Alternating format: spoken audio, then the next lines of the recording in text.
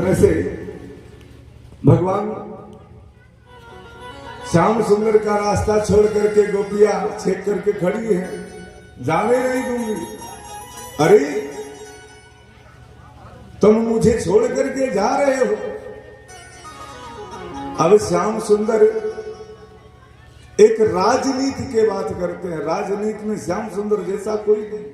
कूटनीति, राजनीति, धर्मनीति, अरे जहां से सारी नीतियां निकली है वो तो साक्षात परमात्मा वही। गोपियों से कहते हैं, री सखी, री गोपी, अच्छा ये बता, गोपियों को देख देख करके मैं और तुम तो सखा सखा है ना। अरे गोपी, तेरा सखा अभी जा करके मेला देखेगा, वहां आनंद उठाएगा, उसको आनंद आएगा, तुमसे बर्दाश्त नहीं हो रहा है क्या कि उसको आनंद प्राप्त हो? अरे वो मित्र कौन सा है कि जो अपने मित्र के लिए कुछ बलिदान नहीं कर सकता? गोपियों ने कहा, तो कान्हा क्या चाहते हो? कहा, रे यही तो कह रहा हूं, आज जा रहा हूं और कल मेला देखूंगा, परसों आगमिष्यामि, और परसों ही तो चला आऊंगा, आज तो जा ही रहा हूं, कल मेला देखना है, परसों तो फिर आ जाऊंगा। और गोपियों ने अपने अश्रु को साफ किया और श्याम सुंदर से कहा, श्याम सुंदर सही बोल रहे हैं ना, क्योंकि तेरे बिना तो हम लोग रह नहीं सकते, तू तो हमारा प्राण है। अरे ये शरीर कैसे रहेगा?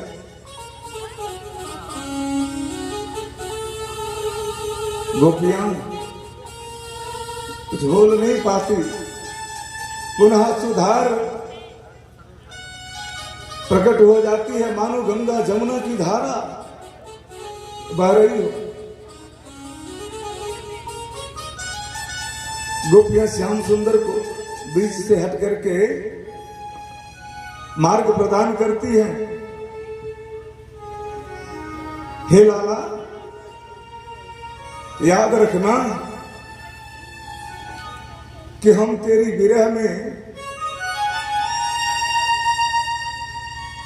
कैसे जीवित हैं, कैसे बताएं तुमको श्याम सुंदर।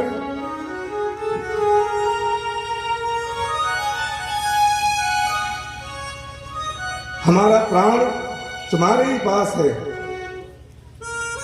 श्याम सुंदर भी प्रवाह से होते हैं, लेकिन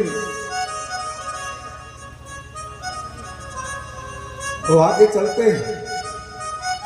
गोपियां रास्ता देती हैं।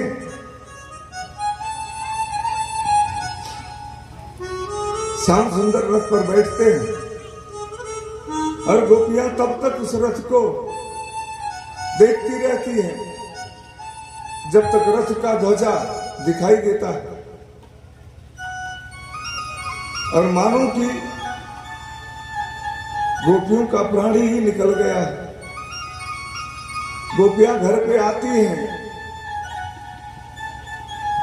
घर वाले कहते हैं तो कोमा में चली गई, उनसे कोई मतलब नहीं है दुनिया से। अरे जिसका यह प्रीतम निकल जाएगा, बताओ वो दुनिया में रहने वाला है क्या? बाबा गोस्वामी तुलसीदास जी ने लिखा, ईश्वर अंश जीव अविनाशी चेतन अमल सहज सुख राशि।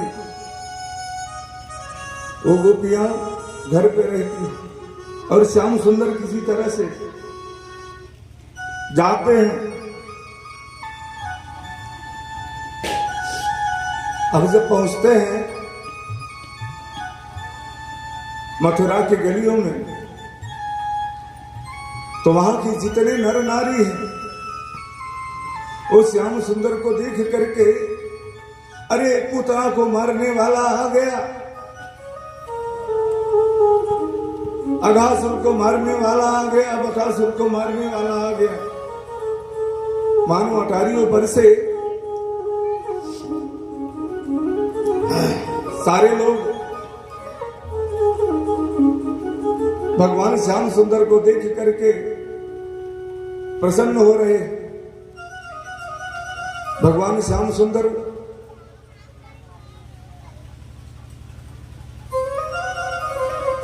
जब पहुंच जाते हैं तो अक्रूर जी ने कहा, भैया चलो तुम्हारे लिए वो कमरा है। सायंकाल हो गई, वहां आए तो वहां और नंद गोप ग्वाल सब लोग पहले से ही पहुंचे थे।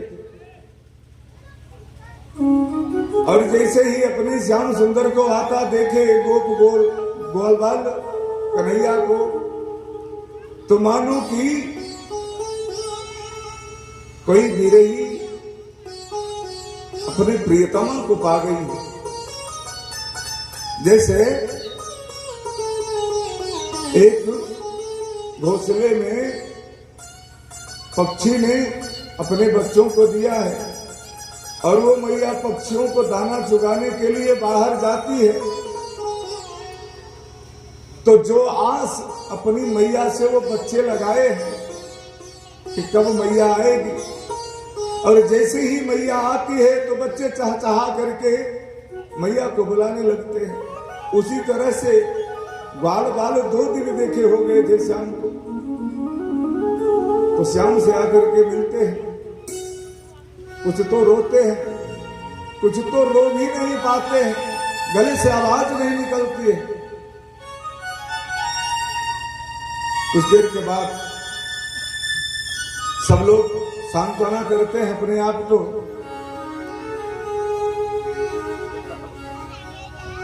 श्याम सुंदर उनका मन बहलाते हैं, भैया देखो तो हमारे मामा का घर है, ये हमारे मामा की नगरी है, चलो हम लोग चल के हाथ घूमते हैं। नंद बाबा से आदेश लेते, नंद बाबा ने कहा, लाला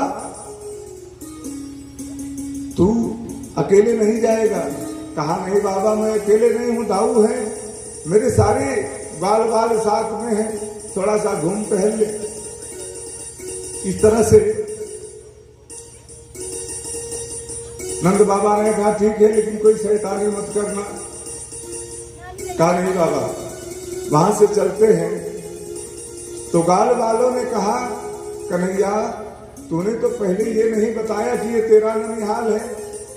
अरे देख रे मेरे कपड़े कितने फटे हैं, और जब ये कोई जानेगा कि कन्हैया का मित्र हूं तो तेरी बड़ी बदनामी होगी। हम लोगों को ये मत बताना कि हम लोग तेरे मित्र हैं। कन्हैया ने कहा, चिंता मत करो, हमारे मामा के यहाँ है तो सब कुछ पूरा हो जाएगा। और तब तक उधर से जो राज धोबी है, कंस के वस्त्र को नया नया सिलवा करके और वो गट्ठर में बांध करके ले आ रहा है। तब तक ग्वाल बाल देखते हैं वस्त्रों को, चमकीला चमकीला इतना सुंदर सुंदर वस्त्र। तो एक गोप कहता है, अरे कन्हैया जब तेरे मामा का घर है तो इसी में से एक वस्त्र मांग के एक वस्त्र हमको दे दो, हम लोग भी पहन लेंगे, अच्छे से दिखेंगे। कन्हैया ने कहा ठीक। तो धोबी से कहता, अरे ओ धोबी मामा, और धोबी को तो देखो वो अंगार बरसाने लगता है। अरे तू वही का छोकरा बनवासी, बन बन गाय चराने वाला मैं तेरा मामा हूं। अब वो तो धोबियों का सरदार था।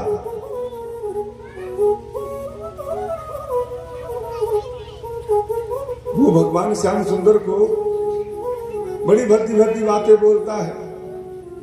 तो भगवान श्याम सुंदर ने कहा, मामा यहाँ तो जितने हैं कम उम्र वाले सब मामा हैं, ज्यादा उम्र वाले सब नाना हैं, और जो बालक के रूप में है वो भैया है। तो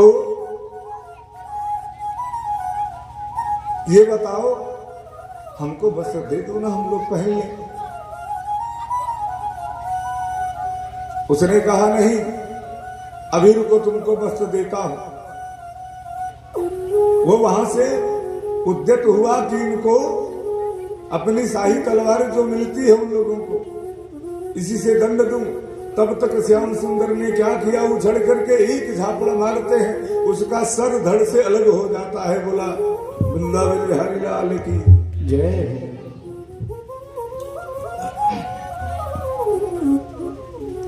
अब जितने वस्त्र हैं श्याम सुंदर सब लोगों से कहा ले लो। अब बाल बाल तो भी छोटे छोटे और कंस तो 7 हाथ का।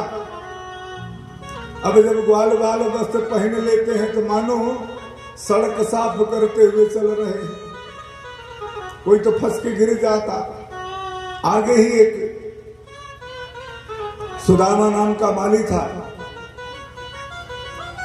उसने देखा तो भगवान श्याम सुंदर से कहा, श्याम सुंदर थोड़ा सा समय दो, बस हम काट काट करके सबके माप के बना देते हैं।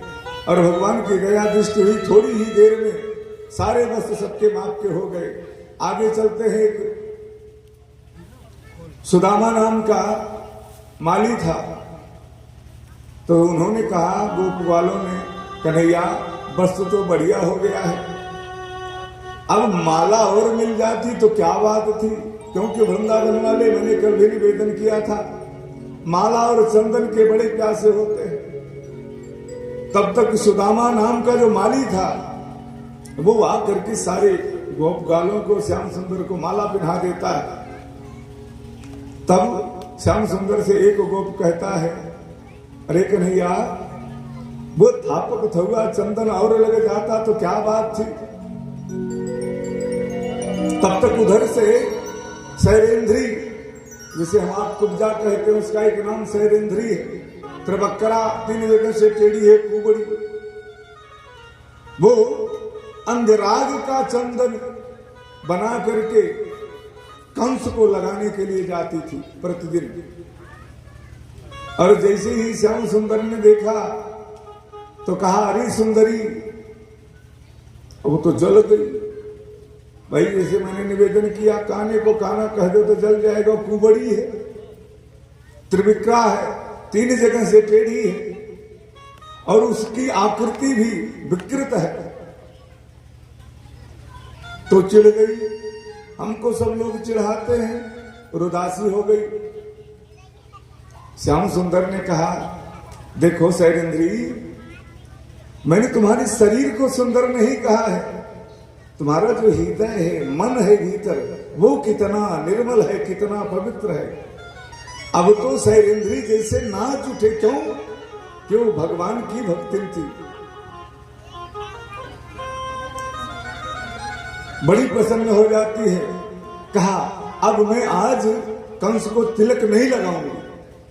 श्याम सुंदर को तिलक लगाती है और सारे गोप वालों को क्षण भर में ही थापक थुआ चंदन बढ़िया लगा देती है। सारे लोग प्रसन्न हो जाते हैं। तो दाऊ भैया ने कहा कि सबको तो कुछ कुछ देते आए हो, इसको भी तो कुछ दे दो। श्याम सुंदर ने कहा, हाँ भैया देना तो चाहिए। तो कहा, सुंदरी इधर तो आओ। जैसे ही इधर आई, अपने बाएं पैर का अंगूठा श्याम सुंदर शैलेंद्री के दोनों अंगूठे को दबा लेते हैं और अपने हाथ से शैलेंद्री की ठुड्डी पकड़ते हैं और एक अपना हाथ बायां उसके कुबड़ के पास ले जाते हैं और धीरे से एक झटका देते हैं। और जैसे ही झटका देते हैं तैसे तो कुबड़ छूमंतर हो गया। चाट प्रमोत प्रदोत्तमा, वो विश्व सुंदरी जैसे बन गई और अपने आप को इधर उधर झांकने लगे। खड़ी हो देखे हाथ तो सब तो चकाचक बड़ा सुंदर हो गया। भगवान से निवेदन करने लगी, प्रणय निवेदन करने लगी। तो भगवान ने कहा, ठीक है, तुम्हारा प्रणय निवेदन मैं स्वीकार करूंगा, लेकिन अभी समय आने दो। यदि मुझे पत्नी बना लो श्याम सुंदर। वहां से आगे चलते हैं तो जहां धनुष जगह का धनुष रखा गया है, वहां बड़ा पहरा लगा हुआ है। श्याम सुंदर वहां चले जाते, दोनों भैया। अब ग्वाल बाल तो भीतर नहीं जा पाते, ये दोनों भैया जाते हैं तो वहां के बड़े बड़े मुस्तंडे, काले काले मोटे मोटे जो पहलवान बड़े बड़े रहते, वो वही तो पहरा देते। अरे तुम कहाँ आ रहे हो? अरे मामा, तुम तो हमारे मामा हो, देखने दो ना थोड़ा सा। देख भाई तो करेंगे और क्या करेंगे। अच्छा तो ठीक है, देख लो। अरे मामा, हम देखेंगे, उसको उठाएंगे थोड़ी, उठाएंगे नहीं। अब तो पहरेदार जो थे वो ठट्ठा मार के हंसने लगे। बताओ, बड़े बड़े महारथी सूरमा, अरे हमारे महाराज कंस बड़ी मुश्किल से इसका चाप चढ़ा पाते, और ये कह रहे हम उठाएंगे थोड़े। बताओ, जाओ देख लो। अब छोटे छोटे लड़का जान के छोड़ दिए। अब जब अंदर चले गए, कहा मामा छू के देख लूं। हाँ लाला, छू के देखो।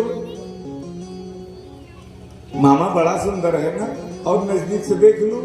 हाँ नजदीक से देख लूं। जब जिस पर धनुष रखा गया था उस पर चढ़ के आए देखने के लिए, तो कहा मामा इसको उठा के देख लूं। अभी लोग सोचे बताओ इनसे उठे गए, कहा उठा पाओ तो उठा लो।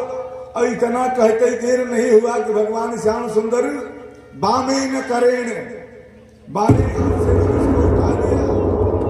अरे अब तो वो लोग सब गड़गड़ गड़गड़ कांपने लगे, और उठाते देर नहीं लगी कि प्रत्यंचा उठा करके चढ़ा देते हैं और धनुष का बंधन कर देते हैं। बोले वृंदावन बिहारी लाल की जय हो। कंस को एक श्राप था कि जो ये धनुष को तोड़ेगा वो तुमको नहीं छोड़ेगा, वही तुम्हारा काल होगा। अब तो कंस भयभीत हो गया, डर गया। अब कहा ये क्या हो गया, तो पता लगा धनुष भंग हो गया। अब तो वो अपना पहरा और बढ़वा लिया, साइड और बढ़वा लिया। भाई अब स्टैंड गन की जरूरत है मेरे पास, आओ। इस तरह से अब ये लोग तो वहां से चले गए, इनका तो काम ही वही था, बस उसका खंडन करना। अब आपातकाल मीटिंग बुलाई गई कंस के द्वारा। जितने बड़े बड़े सल तोसल मुष्टिक चारूढ़ थे पहलवान, दिग्गज पहलवान सबको बुला लिया गया। कहा देखो वो आ गया है, पूतना को मारने वाला आ गया है, अघासुर को मारने वाला बघासुर को। अब तो जैसे कांपने लगा, चिल्ला चिल्ला करके बोल रहा है कंस, देखो अब यहाँ सम्मान समारोह नहीं है। मैं तो पहले कुश्ती की बात कर रहा था, लेकिन जैसे ही आएगा ये वैसे ही कुश्ती नहीं लड़ना है, 1 2 3 कर देना है इसका, गोविंदाय नमो नमः हो जाए। और जो उसको दहेज में कुबलिया पीड़ हाथी मिला था, उसमें 1000 हाथियों का बल था, इतना बलवान था। बड़ी मोटे मोटे सूंड थे उसके, दहेज में मिला था। जरासंध ने दिया था उसको दहेज में, और बहुत ऊंचा बहुत विकराल था वो। महावत से कह दिया गया किसको रात भर मदपान कराओ, और सुबेरा होते ही जो मुख्य द्वार है उसी के पास इसको कर दो। कन्हैया भीतर ना प्रवेश करने पावे, बाहर ही वहीं गोविंदाय नमो नमः कर दो। अगर वो किसी प्रकार से भीतर आता है तो हाथी को दौड़ा करके उसको कुचलवा दो। सुबह हुआ, सारे लोग अपनी अपनी ड्यूटी पर तैनात हो गए, संगीन ले ले करके।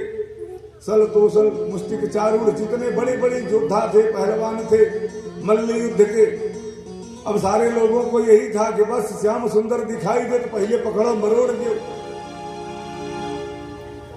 और जैसे ही श्याम सुंदर मुख्य द्वार की तरफ आते हैं तो हाथी चिल्लाता हुआ चिल्ला रहा है।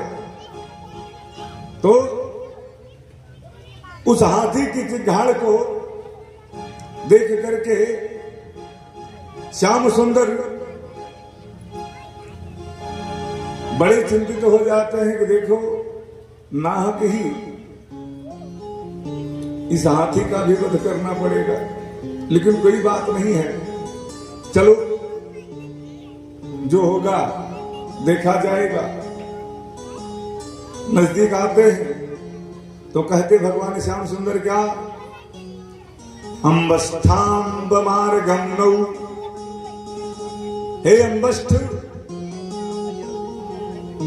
जो हाथी का चालक होता है उसे अम्बस्थ कहते हैं, कोचवान पीलवान तो कहते ही। हमको मार्ग दे दो,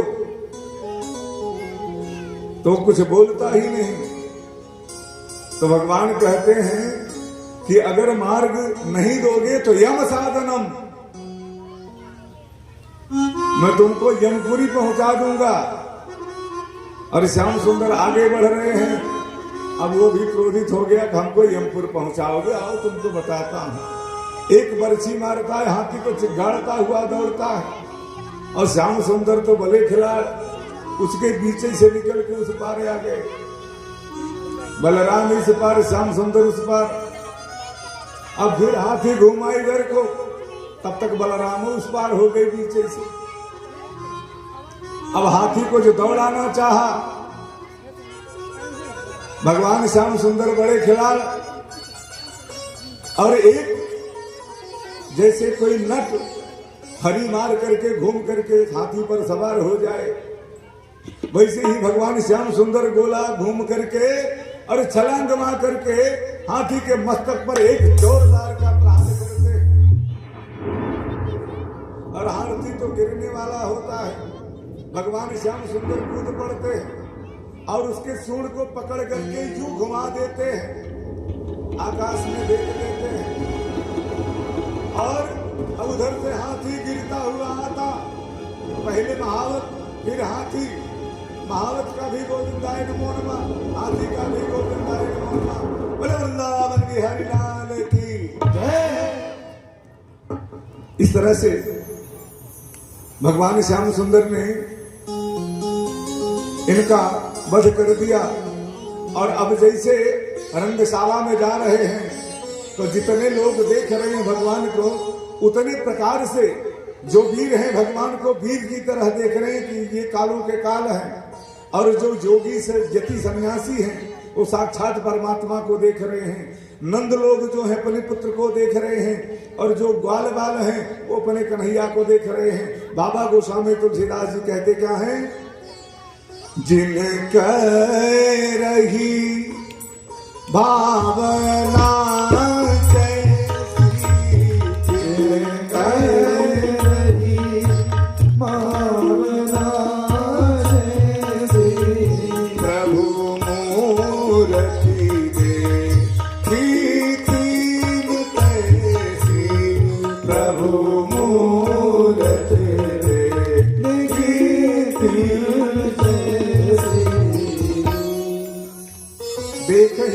महारणधीरा, डरे कुटिल नृप प्रभु न्यारी। जो मारने की फिराक में थे इनको वो डरने लगे, वो काल के समान भगवान इनको दिख रहे।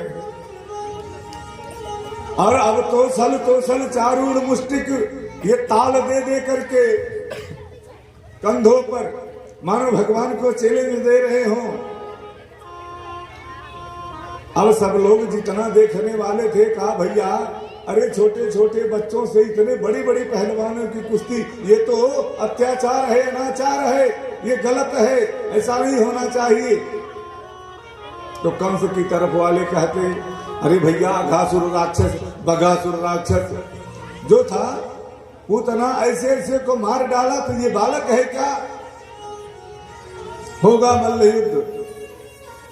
तो वहां से कन्हैया और बलराम दोनों हाथी का वही दोनों दांत उखाड़ लिए थे कि गेट पे ये हाल है तो भीतर क्या होगा।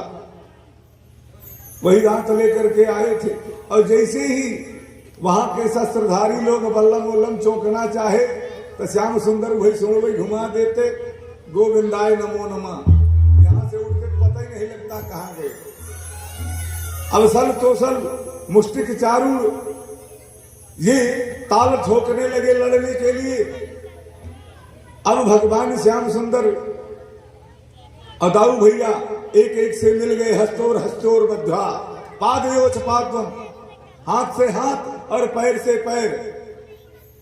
जानुनु ध्यान च पाणी ध्यान, ठेवना से मिल गया, पैर से मिल गया, हाथ से मिल गया, मस्तक से मिल गया। अब मानो मल्ल युद्ध हो रहा है, वो पटके किए पटके।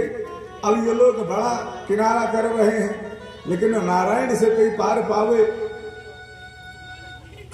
नारायण ने घुमा करके मुष्टिक को एक मुक्का मारा तो मुष्टिक का हो गया गोविंदाय नमो नमः।